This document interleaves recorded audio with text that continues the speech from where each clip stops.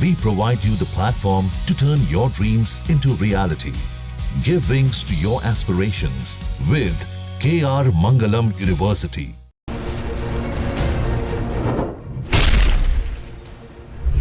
साल 2008 में हुए मुंबई आतंकी हमलों के मास्टरमाइंड तहव्वुर राणा को भारत लाए जाने की प्रक्रिया अंतिम चरण में है। जानकारी के मुताबिक बुधवार को अमेरिका से प्रत्यर्पण के बाद भारतीय एजेंसियों की एक टीम स्पेशल विमान के जरिए राणा को लेकर भारत के लिए रवाना हुई थी। सूत्रों के अनुसार राणा आज किसी भी वक्त भारत पहुंच सकता है।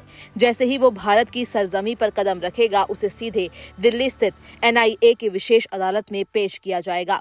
NIA तहव्वुर राणा की न्यायिक हिरासत की मांग करेगी ताकि उससे मुंबई हमले की साजिश से जुड़े पहलुओं पर गहन पूछताछ की जा सके। ये पूछताछ कई गहरे राज खोल सकती है, जिसमें पाकिस्तान के आतंक नेटवर्क की भूमिका भी सामने आ सकती है। हालांकि उसे किस जेल में रखा जाएगा, इस पर अभी अंतिम निर्णय नहीं हुआ है, लेकिन दिल्ली की तिहाड़ जेल प्रशासन ने एहतियातन तैयारियां शुरू कर दी है। तिहाड़ जेल के सूत्रों के मुताबिक अगर तहव्वुर राणा को तिहाड़ जेल लाया जाता है तो उसे जेल के हाई सिक्योरिटी वार्ड में रखा जाएगा। यहाँ पहले से ही कई हाई प्रोफाइल अपराधी, आतंकी और गैंगस्टर बंद हैं। जेल प्रशासन का कहना है कि ऐसे मामलों में विशेष सतर्कता बरती जाती है ताकि किसी भी अप्रिय घटना से बचा जा सके। राणा किस बैरक में बंद किया जाएगा, ये सिर्फ जेल नंबर के आधार पर नहीं बल्कि एक विस्तृत सुरक्षा ऑडिट के बाद तय होगा।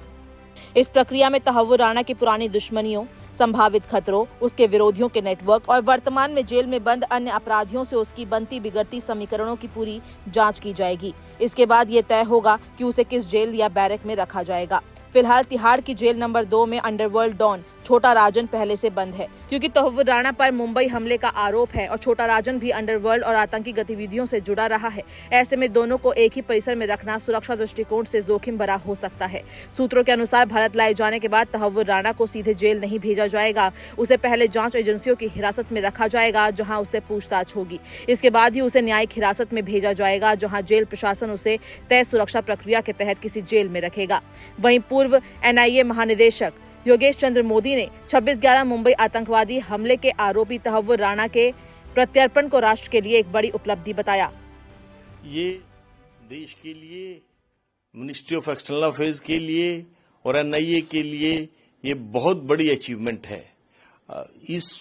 आप जानते हैं कि ये 15 साल पुराना मामला था।